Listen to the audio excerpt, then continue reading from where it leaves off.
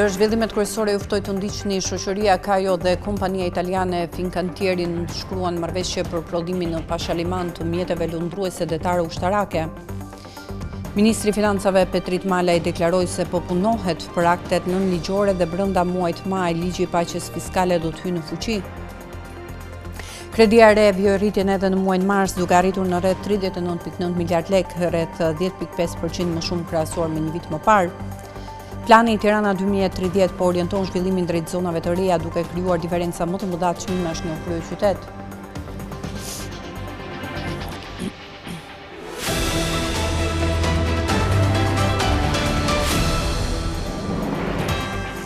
Ju përshëndes, mirë se erdhët, do t'jemi bashkë me lajmet e orës 15 këtu në Skan Televizion. Shoqëria Caio dhe kompania italiane Fincantieri nënshkruan marrëveshje për prodhimin në Shqipëri të mjeteve lundruese detare ushtarake, jo vetëm për nevojat e vendit, por edhe për eksport në tregjet ndërkombëtare. Është finalizuar me nënshkrimin e një marrëveshje të rëndësishme bashkëpunimi, një tjetër hap strategjik për modernizimin e forcave të armatosura të Republikës së Shqipërisë dhe zhvillimin e industrisë vendase të mbrojtjes. Shoqëria Caio, e cila operon në industrinë e mbrojtjes dhe sigurisë me produkte dhe shërbime për forcat e armatosura të Shqipërisë dhe tregjet ndërkombëtare, nënshkroi një marrëveshje bashkëpunimi me kompaninë italiane Fincantieri, aktualisht ndërtuesi më i madh i anijeve tregtare dhe ushtarake në Europë. Ky partneritet i hap rrugë prodhimit në Shqipëri të mjeteve lundruese detare, jo vetëm për nevojat e vendit, por edhe për eksport në tregje ndërkombëtare. Quello che rende questo accordo që bën këtë marrëveshje un accordo speciale è quello një marrëveshje të veçantë ha detto është edhe ajo që tha drejtuesi i lartë i Fincantierit, sottolineando duke nënvizuar, duke theksuar il mondo della se bota sta cambiando.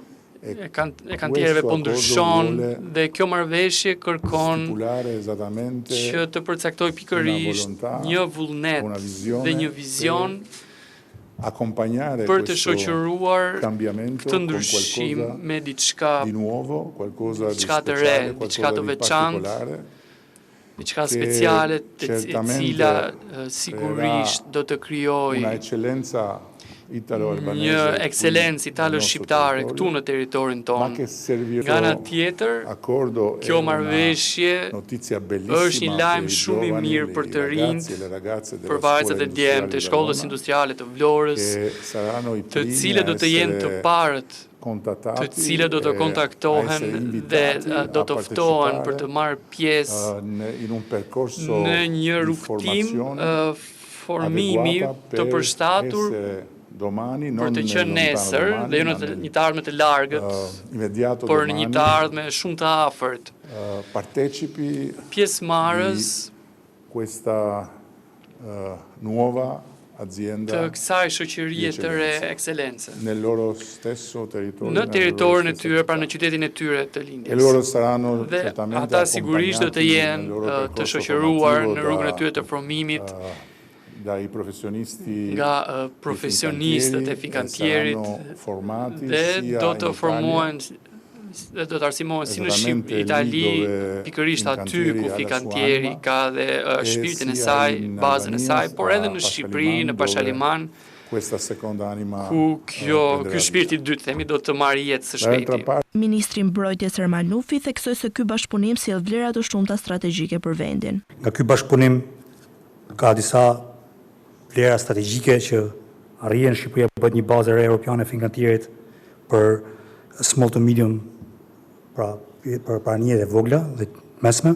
Fincantieri zgjeron kapacitetin prodhues në Shqipëri dhe ka pozicionohet si një partner i besueshëm industrial me një arkitekturë ndërkombëtare.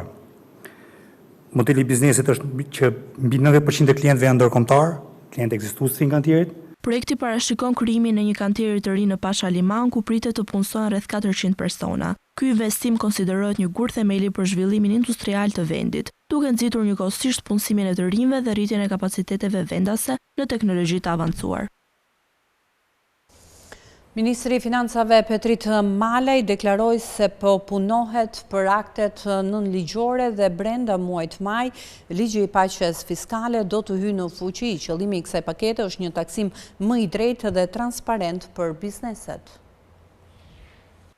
Ligji i paqes fiskale do të nisë të zbatohet brenda muajit maj. Deklarata është bërë nga ministri i Financave Petrit Malaj pas mbledhjes së qeverisë, i cili shpjegoi edhe punën që aktualisht po kryhet. Shumë shpejt do dalim me aktet nënligjore dhe me udhëzimet përkatëse për sa i përket qoftë paqes fiskale, qoftë fshirjes së detyrimeve. Ka qenë një periudhë në cilën ne kemi diskutuar dhe kemi negociuar me organizma ndërkombëtar për aktet nënligjore, ashtu siç bëm edhe me ligjet në vetvete, kështu që besoj që shumë shpejt do të dalim me këto akte nënligjore. Jam besim plot që brenda muajit maj do të kemi mbyllur të gjitha proceset respektive. Ndërkohë për pjesën e fshirjes së detyrimeve tatimore dhe doganore, patjetër që ato do të jenë në linjë me ato që janë parashikuar në ligj, aktet nënligjore dhe udhëzimet janë më tepër pjesës së sqarimit se si do të bëhet procedura dhe patjetër që do të përfitojnë që të gjithë tatim-paguesit që plotësojnë kriteret e ligjit faljes së detyrimeve.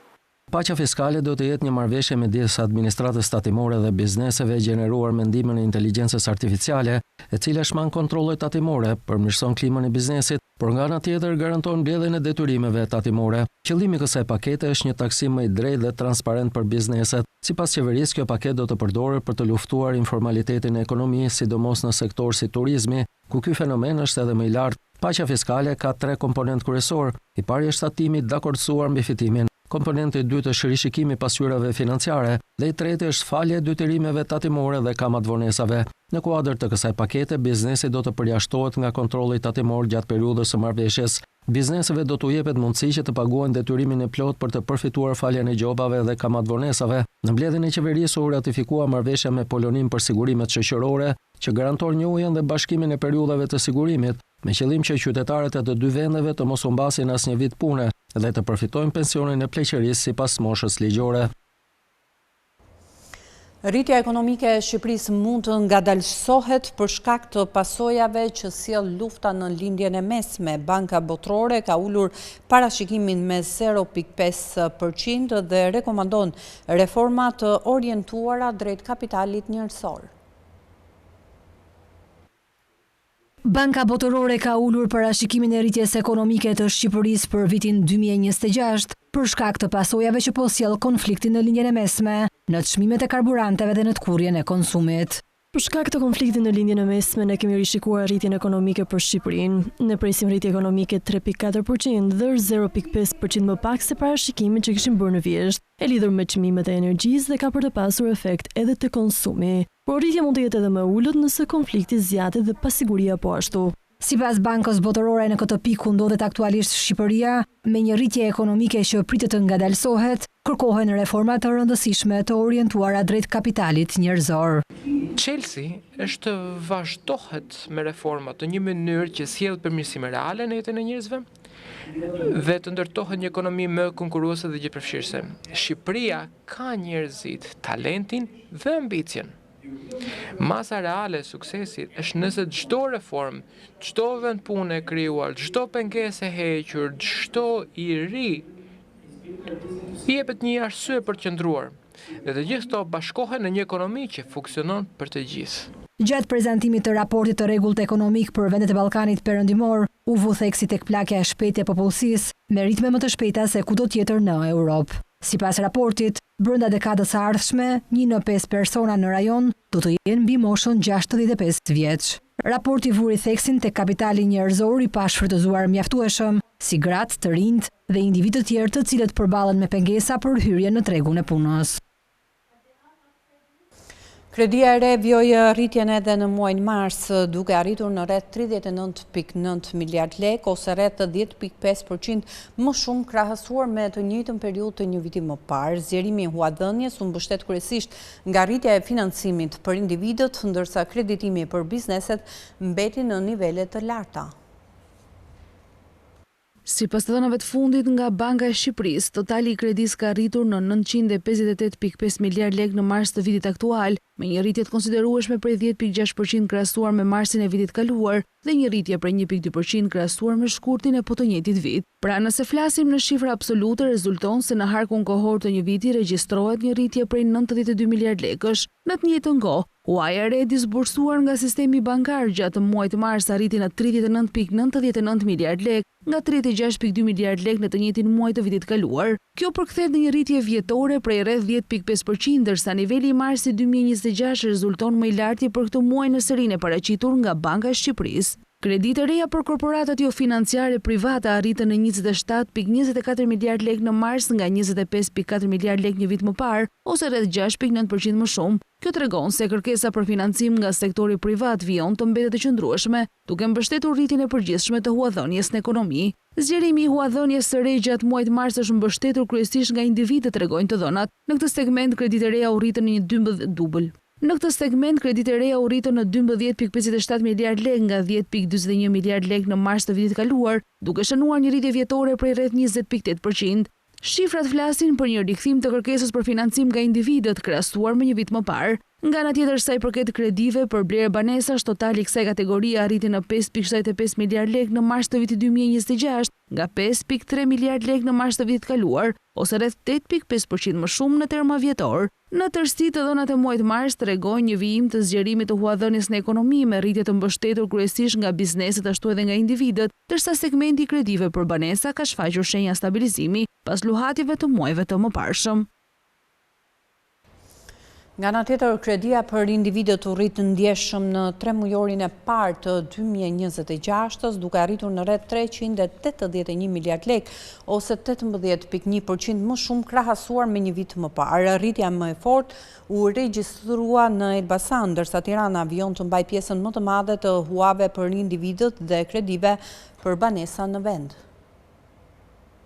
Sipas të dhënave të Bankës së Shqipërisë, kredia për individët vijoi rritje në 3 mujorin e parë të vitit 2026. Në fund të kësaj periudhe, totali i huave për individët arriti në 381.1 miliard lek, duke shënuar një rritje vjetore prej 18.1%. Pjesa më e madhe e kredisë për individët është përqendruar në Tiranë. Në kryeqytet, stoku i huas arriti në 257.4 miliard lek, me rritje prej 18.3%. Kjo do thotë se Tirana mban rreth 67.5% të totalit të kredisë për individët në vend. Pas Tiranës, niveli më i lartë i huas për individët regjistrohet në Durrës me 25.6 miliard lek, ndjekur nga Vlora, Fieri dhe Elbasani. Në terma rritje, curinë më të fortë ka shënuar pikërisht Elbasani. Kredia për individët në këtë qark u rrit me 22%, duke arritur në 10.1 miliard lek nga 8.27 miliard lek një vit më parë. Pas t'i renditën Durrësi me rritje 18.7%, Korça dhe qaqit e tjera me 18.6%, si dhe Tirana me 18.3%.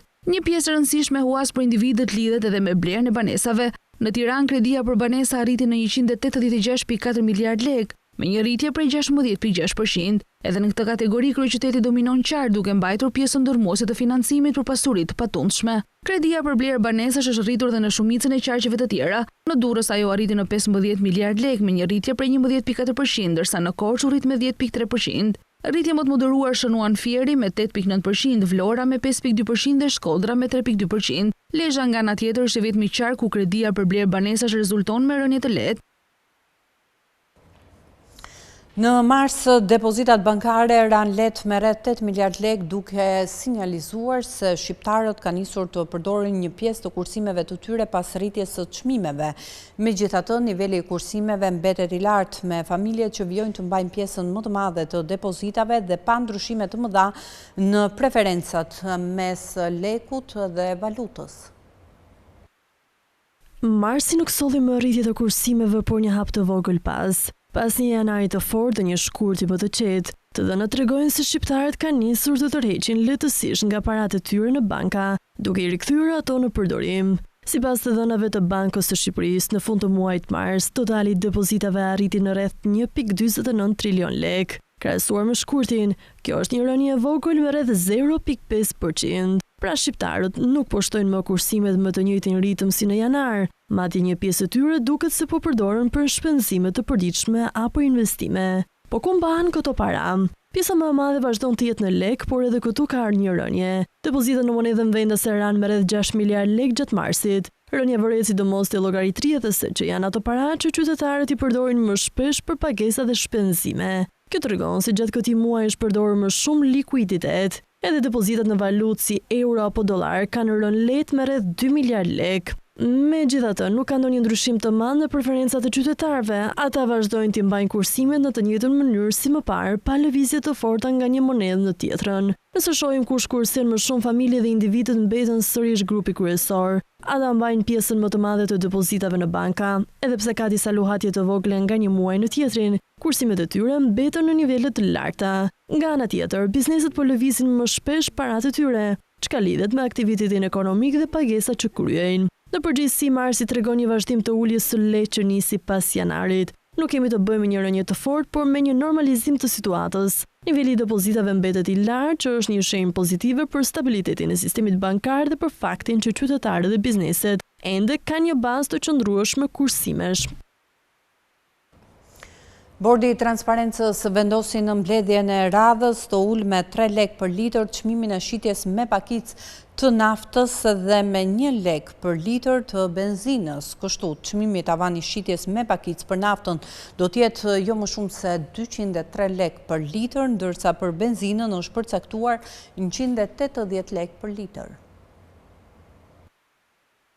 Bordi i Transparencës vendosi në mbledhjen e radhës çmimet e reja tavan për tregtimin e nënt produkteve të naftës, të cilat hynë në fuqi të mërkurën në orën 11:30. Sipas së vendimit, çmimi i shitjes me pakicë për gazoilin do të jetë jo më shumë se 203 lek për litër, ndërsa ai me shumicë jo më shumë se 191 lek për litër, duke ulur çmimin me 3 lek për litër. Ndërkohë për benzinën, çmimi tavan në pakicë është përcaktuar 180 lek për litër dhe 168 lek për litër në shumicë, duke ulur çmimin me 1 lek për litër dhe reflektuar luhatit në tregjet ndërkombëtare dhe kursin e këmbimit. Autoritetet bëjnë të ditur se çmimet e reja do të mbeten në fuqi deri në mbledhjen e ardhshme, ku do të rishikohen në varësi të zhvillimeve të tregut. Gjithashtu është theksuar detyrimi për të gjithë operatorët e tregtimit me pakicë dhe shumicë që të zbatojnë vendimin. Në rast të shkeljeve, paralajmërohet pezullimi i aktivitetit për subjektet që nuk respektojnë çmimet e përcaktuara.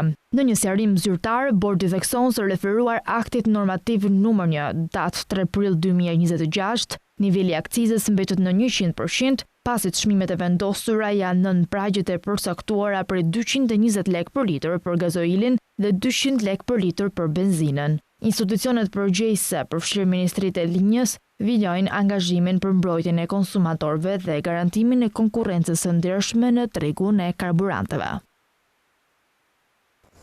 Shqipëria dhe Suedia po thellojnë bashkëpunimin për të nxitur inovacionin dhe zhvillimin e startupeve në vend. Qëllimi është krijimi i një ekosistemi konkurrues ku bizneset shqiptare të zgjerohen drejt tregut evropian.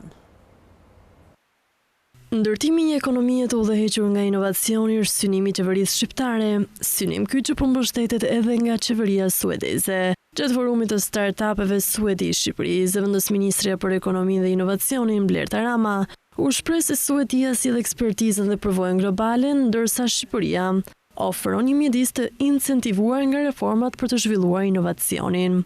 Bizneset shqiptare nuk po përgatiten vetëm për tregun vendas, ata po përgatiten për të qenë të suksesshëm në tregun europian. Vizioni ynë afatgjat është përcaktuar në strategjinë kombëtare për inovacionin dhe sipërmarrjen 2025-2030, ku duam që Shqipëria të jetë një vend i fortë për sa i përket sipërmarrjes, i incentivuar dhe udhëhequr nga inovacioni dhe besimi.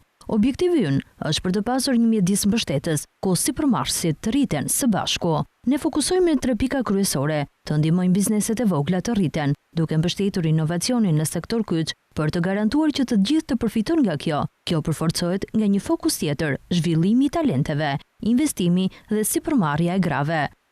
Suedia është një nga hubet më të mëdha të startupeve në Evropë. Ambasadori i Suedisë në Shqipëri theksoi se midis dy vendeve ka pasur disa shkëmbime startupesh. Suedia është një nga hubet më inovatore për startupe si Spotify apo Truecaller. Shqipëria është një mjedis ekosistem i cili po zhvillohet me kapacitet, me aftësi të larta, duke patur një momentum shumë të mirë dhe duke qenë një mjedis i hapur ndaj bashkëpunimit ndërkombëtar, me një ambicie të qartë nga qeveria dhe të gjithë aktorët për të bërë udhëheqës në rajon për sa i përket teknologjisë dhe startupeve. Ky forum krijon ura komunikimi dhe rrjete bashkëpunimi midis dy vendeve për të zhvilluar inovacionin dhe hapjen e më shumë mundësive për ekonominë. Plani Tirana 2030 po orienton zhvillimin drejt zonave të reja, duke krijuar diferenca të mëdha çmimesh në kryeqytet. Sipas Investropa, ndërkohë që kreditimi më i kufizuar mund të ulë kërkesën, tregu mbetet aktiv në korridoret kryesore të zhvillimit. Zhvillimi më i rëndësishëm i zonimit në Tiranë është zbatimi i vazhdueshëm i planit të përgjithshëm vendor Tirana 2030, i cili vijon të udhëzojë se ku mund të ndodhin ndërtime të reja shumëkatëshe dhe cilët korridore marrin përparësi për zhvillim. Sipas studimit, ky plan po luan një rol kyç në formësimin e tregut të pasurive të paluajtshme në kryeqytet. Që nga fillimi i vitit 2026, këto rregulla planifikimi po krijojnë një premium çmimesh në korridoret e përafruara me planin, si Tirana e Re dhe Bulevardi i Ri, ndërsa në të njëjtën kohë kufizojmë furnizimin në disa zona qendrore. Kjo situatë po mbështet vlerat në këtë zonë, por gjithashtu mund të nxjisë edhe çmime spekulative.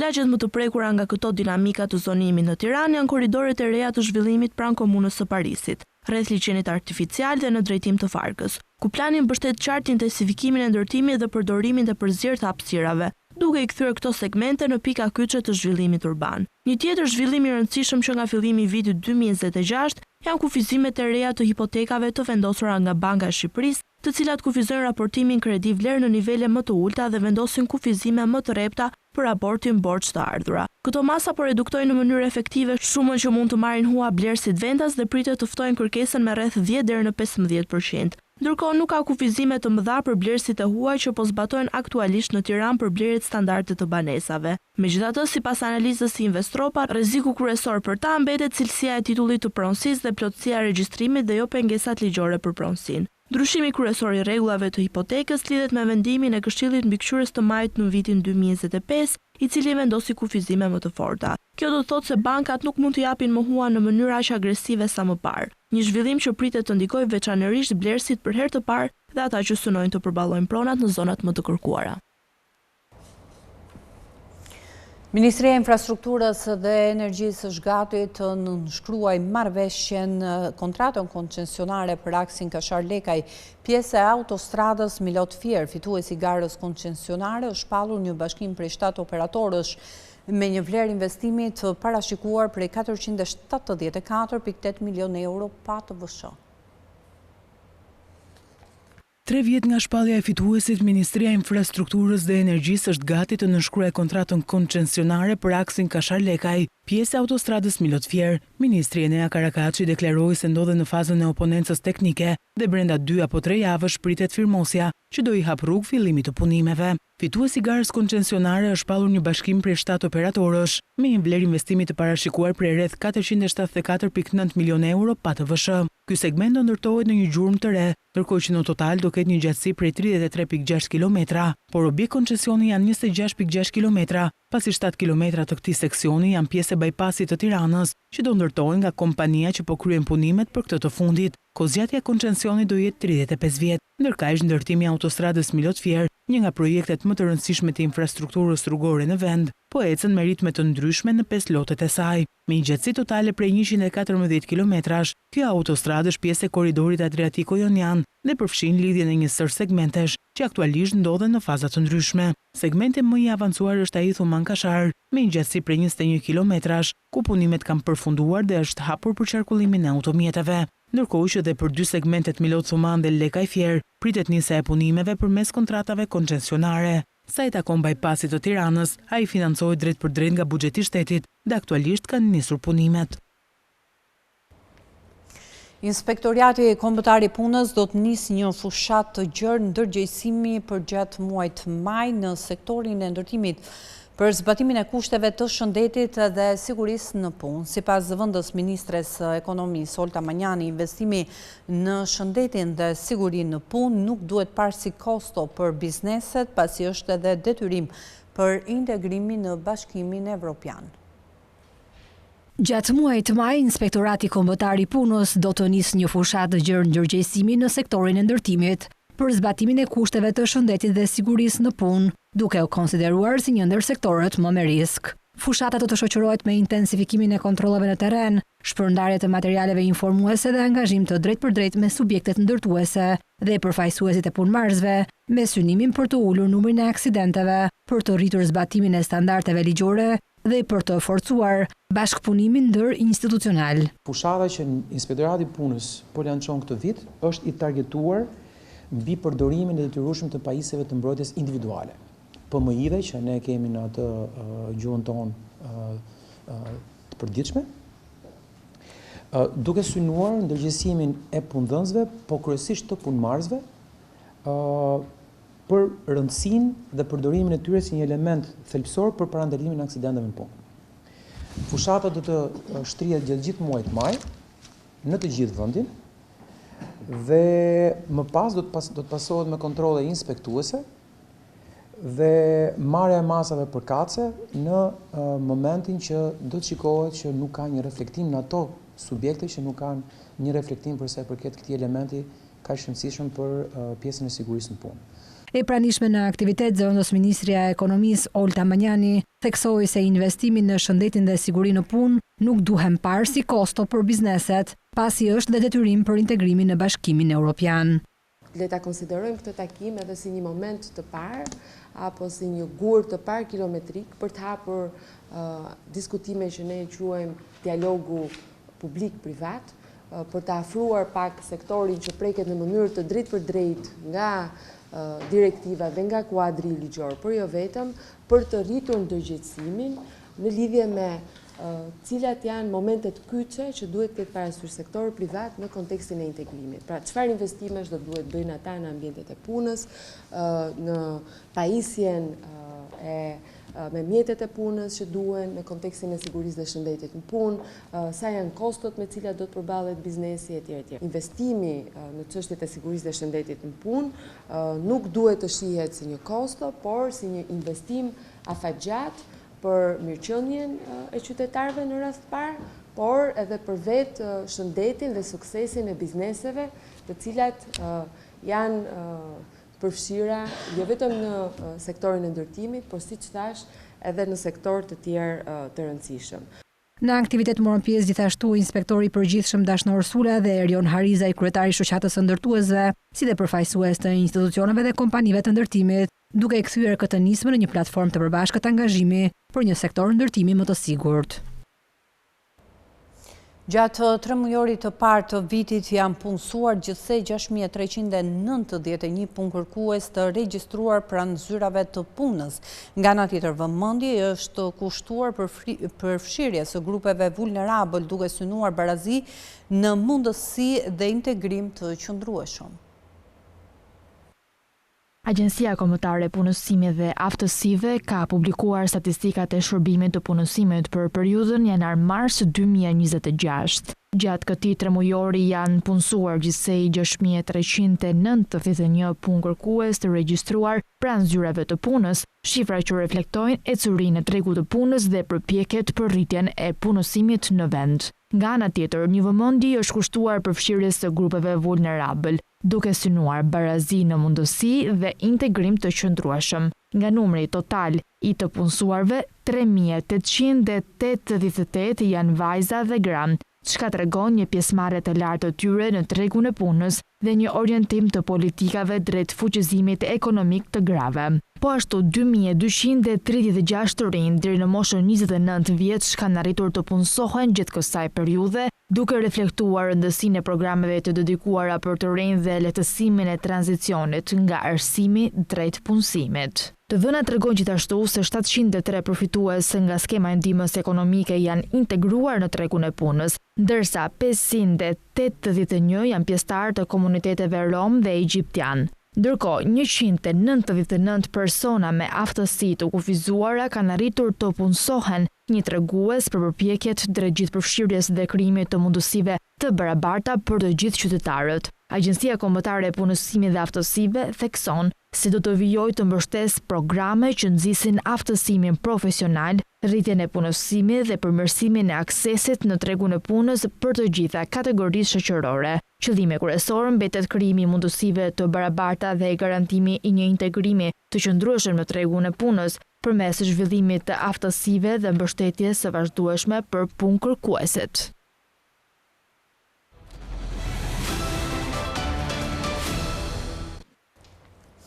Kuvendi i Kosovës dështoi të zgjedhë presidentin e vendit pasi partitë opozitare bojkotuan seancën duke pamundsuar kvorumin e nevojshëm prej 80 deputetësh. Tashmë sërish duhet të mbahen zgjedhjet e jashtëzakonshme parlamentare brenda 45 ditësh. Kuvendi i Kosovës dështoi të zgjedhë presidentin e vendit pasi partia në pushtet Lëvizja Vetëvendosje, edhe pas 4 tentativave të njëanshme vetëm brenda ditës së martë, nuk kishte mundësi që të niste një proces votimi të ri për 2 kandidatet e tyre, Feride Rushiti dhe Hatixhe Hoxha. Partitë politike opozitare bojkotuan seancën e stërzgjatur duke pamundësuar kështu kvorumin e nevojshëm prej 80 deputetësh për të zgjedhur presidentin e re të Kosovës. Në vendimin e fundit të gjykatës kushtetuese thuhet qartë se presidenti i vendit zgjedhet me 2/3 votave dhe kvorumin prej 2/3 në 2 raundet e para të votimit apo me 61 vota në raundin e tretë. Afati prej 35 ditësh i dhënë nga gjykata kushtetuese skadoi në mesnatën e 28 prillit dhe në këtë mënyrë automatikisht sipas atij vendimi shpërbëhet kuvendi pa nevojën e një dekreti presidencial. Sërish duhet të mbahen zgjedhjet e jashtëzakonshme parlamentare brenda 45 ditësh pra në fillim të qershorit. Kryeministri i Kosovës Albin Kurti, njëherësh dhe kryetari i Vetëvendosjes, e cila në zgjedhjet e fundit mori 51% të votave, sjelljet bojkotuese të opozitës për çështjen e presidentit i cilësoi jo shtetërore dhe anti-institucionale, duke i akuzuar ato, siç tha, për bllokim të qëllimshëm të funksionimit të institucioneve. Dy partitë më të mëdha opozitare, Partia Demokratike e Kosovës dhe Lidhja Demokratike e Kosovës, tentativën e parë të vetëvendosjes kur i hodhin në votim kandidatët e saj pa kvorumin parlamentar prej 80 deputetësh, e cilësuan puç kushtetues dhe cënim të rendit juridik të vendit. Posti i presidentit sipas Kushtetutës së Kosovës duhet të jetë jo partijak dhe figurë unifikuese e spektrit politik. Lëvizja Vetëvendosje, udhëhequr nga kryeministri Albin Kurti me partnerët në qeverisje Pakica Tjoserbe, ka vetëm 66 vende në kuvend nga 120 vende në total.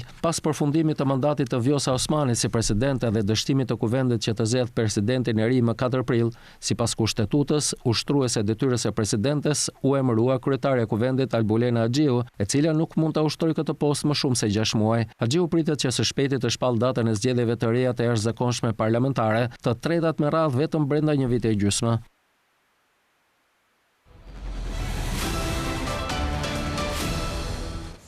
Do të ndalemi me zhvillimet nga bota. Çmimet e energjisë elektrike pritet të rriten me 24% në vitin 2026 nëse ndërprerjet të shkaktuara nga lufta në lindjen e mesme përfundojnë në maj, tha Banka Botërore. Çmimet e mallrave mund të rriten edhe më tej nëse konflikti në rajon përshkallëzohet dhe ndërprerjet e furnizimit zgjasin më shumë se sa pritet, theksoi më tej banka.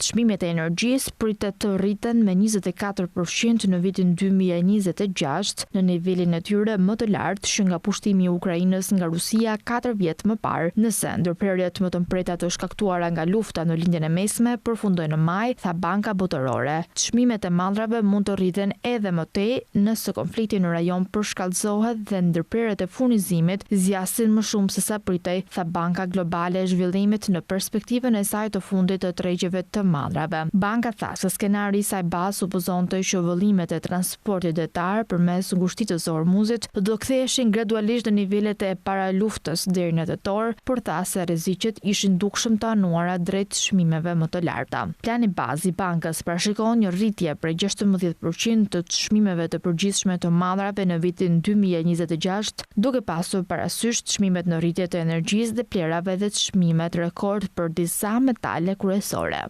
Sulmet ndaj infrastrukturës energjetike dhe ndërprerjet e transportit detar në ngushtisë, e cila para luftës transportonte 35% të tregtisë globale të naftës bruto me transport detar, kanë shkaktuar tronditjet më të mëdha të furnizimit me naftë të regjistruar ndonjëherë, tha Banka Botërore. Çmimet e naftës bruto Brent mbetën më shumë se 50% më të larta në mesin e prillit se sa ishin në fillim të vitit. Parashikohet që nafta Brent të jetë mesatarisht $86 për fuqi në vitin 2026, një rritje e ndjeshme nga $69 për fuqi në vitin 2025, tha banka. Çmimi i naftës Brent mund të arrijë mesatarisht $115 për fuqi këtë vit nëse objektet kritike të naftës dhe gazit postojnë më shumë dëm nga lufta dhe vëllimet e eksportit do të rikuperohen ngadalë, tha ajo. Lufta po e godet ekonominë globale në valë kumulative, së pari nëpërmjet çmimeve më të larta të energjisë, pastaj çmimeve më të larta të ushqimeve dhe së fundmi fundme, inflacionit më të lartë, i cili do të rrisë normat e interesit dhe do ta bëjë borxhin edhe më të shtrenjtë, deklaroi Banka Botërore.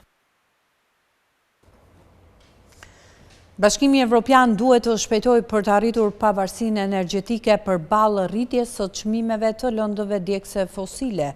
Gjatë një fjalimi në Parlamentin Evropian, presidentja e Komisionit Evropian Ursula von der Leyen u shpreh se vetëm në 60 ditë konflikti, fatura për importet e lëndëve djegëse fosile është rritur në mbi 27 miliardë euro. Bashkimi Evropian duhet të shpejtojë për të arritur pavarësinë energjetike përballë rritjes së çmimeve të lëndëve djegëse fosile. Gjatë një fjalimi në Parlamentin Evropian, presidentja e Komisionit Evropian Ursula von der Leyen u shpreh se vetëm në 60 ditë konflikti, fatura për importet e lëndëve djegëse fosile është rritur me mbi 27 miliardë euro. Rruga përpara është e qartë. Ne duhet të zvogëlojmë varësinë tonë të tepërt nga lëndët djegëse fosile të importuara dhe të rrisim furnizimin tonë me energji të pastër, të përballueshme dhe të prodhuar në vend. Nga burimet e rinovueshme të energjie bërthamore në respekt të plotë të neutralitetit të teknologjisë, deklaroi von der Leyen. Sipas saj, shtetet anëtare me më shumë burime me karbon të ulët në përzierjen e tyre të energjisë janë më pak të prekura nga kriza. Si hap tjetër, ne do të paraqisim planin tonë të veprimit për elektrifikimin deri në verë me një objektiv ambicioz. Në buxhetin aktual evropian ne kemi ndarë pothuajse 300 miliardë euro për energjinë, 95 miliardë janë ende në dispozicion. Le ta përdorim këtë për të bërë kalimin e energjisë elektrike jo vetëm në transport, por edhe në industri dhe ngrohje. Kjo nuk është vetëm çështje përballueshmërie dhe konkurrueshmërie, por edhe siguri ekonomike, theksoi kreu i Komisionit Evropian. Ajo nënvizoi edhe mbrojtjen e konsumatorëve familjar dhe bizneseve në këtë situatë. Ka një mësim që nxorëm në krizën e fundit. Masat duhet të synojnë vetëm familjet dhe industritë më vulnerabël dhe të shmangin rritjen e kërkesës për gaz dhe naftë. Më lejoni të jap një shifër. Gjatë krizës së fundit, vetëm 1/4 e mbështetjes emergjente ishte e synuar për familjet dhe firmat vulnerabël. Më shumë se 350 miliardë euro u shpenzuan për masa të pasaktuara. Kjo pati një ndikim të madh në financat e shteteve anëtare dhe gjithashtu dëmtoi masat për të mbrojtur ata që kanë më shumë nevojë. Le të mos e bëjmë përsëri të njëjtin gabim dhe ta përqendrojmë mbështetjen tonë aty ku ka më shumë rëndësi, u shpreh Ursula von der Leyen në fjalimin e saj në Parlamentin Evropian. Italia mund të zgjasë përtej 1 majt një ulje të akcizave mbi karburantet si pjesë e përpjekjeve për të ndihmuar familjet dhe bizneset të përballen me rritjen e çmimeve të energjisë. Italia deri më tani ka shpenzuar rreth 700 milionë euro për të ulur akcizën për benzinën dhe naftën për rreth 40 ditë deri në 1 maj. Italia mund të zgjasë përtej 1 majt një ulje të akcizave mbi karburantet si pjesë e përpjekjeve për të ndihmuar familjet dhe bizneset të përballen me rritjen e çmimeve të energjisë, tha kryeministra Giorgia Meloni, ndërsa bëri thirrje gjithashtu për rregulla më të buta buxhetore nga Bashkimi Evropian, po vlerësojnë një zgjatje të mëtejshme e cila mund të jetë më e shkurtër se ato të mëparshmet, deklaroi Meloni. Kryeministra tha gjithashtu se qeveria e saj kishte ndarë gati 1 miliard euro për të zgjeruar dhe përforcuar disa lehtësime tatimore të hartuara për të inkurajuar punëdhënësit të punësojnë Italia deri më tani ka shpenzuar rreth 700 milionë euro për të ulur akcizat për benzinën dhe naftën për pak më shumë se 40 ditë deri më 1 maj. Meloni tha se ulja e re që po diskutohet mund të ketë ndikim më të madh te nafta sesa te benzina. E varur shumë nga energjia importuar, Italia është veçanërisht e ndjeshme ndaj ndërprerjeve të furnizimeve të shkaktuara nga konflikti në Iran. Meloni bëri thirrje Komisionit Evropian që t'u lejojë shteteve anëtare të zbusin kostot e energjisë duke përdorur lirinë buxhetore, e cila parashikohet shprehimisht për shpenzimet e mbrojtjes dhe sigurisë.